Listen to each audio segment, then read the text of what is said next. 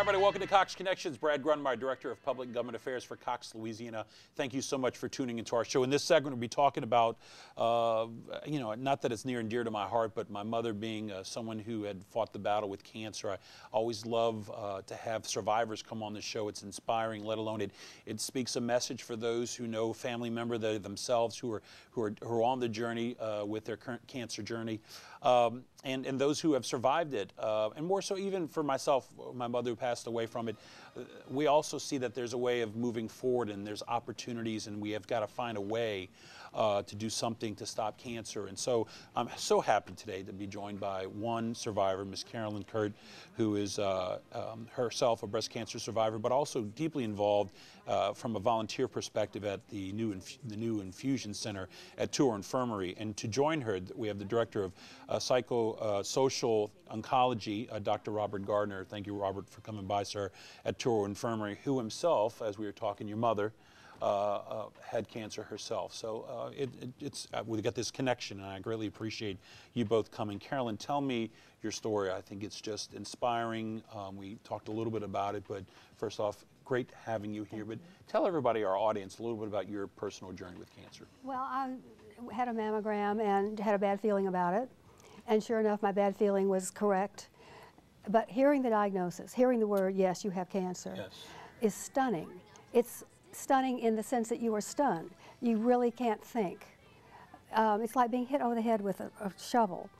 And your family doesn't think either. So you really need someone to come in and sort of help you rationalize, help you think. And that's where the Supportive Cancer Center comes in, because it offers so many services that you are going to need or would like to have. When I was going through my first treatment, I didn't have those services.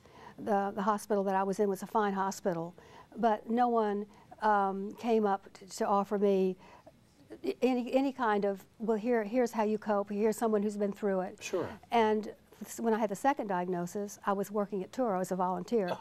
And the first person I talked to was Robert. I took advantage of all of the services, or most of them that there were. And now I'm working in the infusion center with people who are going through chemotherapy. And the supportive care services there are designed to help people as they're receiving their treatment. And there are a number of activities that they can be involved in while they're receiving their treatment. And to today, how long have you been cancer free? Well, let's see, about a year. That's fantastic. Yes, it is. It was an unpleasant but not catastrophic experience, and I think it's important for cancer patients to understand and see that people recover. Yep. Not every cancer is the same. Some people recover, but that you can recover, and that your life can be pretty much like it was before. Right. And I think it's important to see people who are healthy in your life when you're recovering from cancer. Well, it's great to have you here, Carolyn. It is wonderful. Thank you for being here. More so, thanks for your volunteering. I know, Robert, Carolyn's passion is obviously because it's personal. It has impacted her family, her friends. But you see it in your position as Director of Psychosocial Oncology at Touro. You see it, and we were talking a little bit before, and this is what you do, and those who are going on this journey is a great balance in many ways. Yeah, it really is. I mean, one of the things that we've learned through the research that's been done, the Institute of Medicine back in 2007 published a very comprehensive report on cancer care in America. And what they determined was that if you don't treat the entire person, not the patient, but the entire person, not the disease, but the person itself, then you're really missing the mark. Right. You're not providing a good quality of care. And what Touro has committed to doing, and other facilities, not only in New Orleans, but throughout the country, they're really waking up and have woken up to providing supportive care to address the psychological, emotional, and social and financial needs that people experience when they're dealing with cancer. Because it's not just the person, it's the family, immediate family, the extended family, so it takes everyone who was a part of this journey, whether wanted to or not, that they are a part of the journey, and I'm sure you felt that, Carolyn, yourself. And the nice part about it is Touro, as of September, has this infusion center which sounds like it's just absolutely incredible, the Harry T. Howard Infusion Center.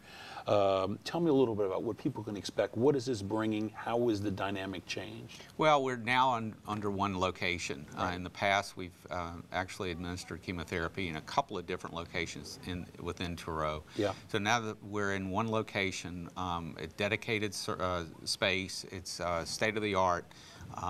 The physicians are actually located in the infusion center, so they're very accessible.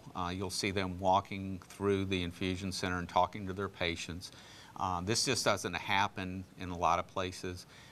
And from the supportive care standpoint, what we've done with the help of Carolyn and other volunteers, most are cancer survivors. Which yes, exactly. You're a living, breathing example of hope. And that's what people need to see. Yeah, they do. And I think what we've attempted to do with the volunteer program in the infusion center is to, as you say, demonstrate that sense of hope by having cancer survivors there while people are getting their chemotherapy. We have a variety of different activities that they can participate in, everything from we had a foundation donate a fairly significant amount of money to provide us iPads, which we can, each patient can have their own iPad. They can download magazines, movies, watch movies while they're getting their chemotherapy. Fantastic. Yeah. And keep in mind, and you know, there's people probably the digital divide probably a little bit you know, intimidated by the iPad, but nonetheless, I was just looking at the activity menu that is available at the infusion center. It's just great. I mean, it's making people more relaxed, and it's a place that there are people that they inspire, that they can talk to, network with, but also there are activities that just make the experience just a little bit more comfortable and not enjoyable, but as close to enjoyable as possible. Yeah, we try to make the experience as bearable as possible and take their mind off of what they're experiencing. You know, all the volunteers are trained in using the iPad, so they can walk patients through it, and someone who's pretty handy with it, Carolyn. I'm handy enough. It's not that, but some people. But tell us. I mean, you're on the volunteer level. You know, when you're working, how are the activities? How has been the infusion center been received by its clients? I think very well. You know, some people's chemotherapy lasts for hours, 7 or 8 hours. Sure. And you're there, and you can sleep and you can watch television, but you really need some other way to help you pass the time. Yes. And I've seen patients working on the art projects with their iPads, just getting through the hours that they're going to be there. And I just feel like it's such a humane thing to do. How has it been for you, Carolyn, to do what you're doing as a volunteer, and how has it also inspired you in your life? Well, I'm doing it to pay back. Yes. I feel like my treatment was successful because of all the research that has been done, all the dollars that have been raised over the years. And I'm thanking everyone that's ever donated, every doctor that's ever studied for my success. And I want to give back in that way. Also, my experience was I really wanted to talk to people to tell me what to expect. I was terrified. Sure. And I didn't get that opportunity. I want to be able to give that to some patient who's starting out, because it's so necessary. And I feel like I am just thankful for my good outcome. And I would say, Carolyn, I'm sure there are many, and Robert, you'd agree, that you have touched Carolyn, and so has you, Robert. And I wanted everybody to know this is a part of Touro. Let's give everybody some information if you're interested. The website, www.touro.com. And of course, if you're interested in more information, 504-897-8202. And it's the Harry T. Howard Infusion Center.